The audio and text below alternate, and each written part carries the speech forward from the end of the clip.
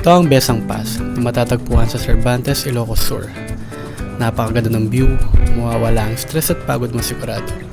Di mo akalain na dito naganap ang digmaan sa pagitan ng mga Hapon laban sa pwersang Amerikano at Pilipino noong World War II.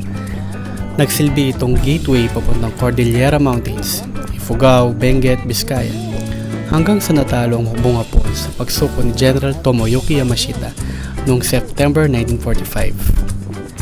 Malamig, sariwang hangin, isa sa mga hindi mo makakalimutan na madadaanan dito sa Ilocos papuntang Cordillera Mountains. Cervantes, Besang Pass. Ride safe!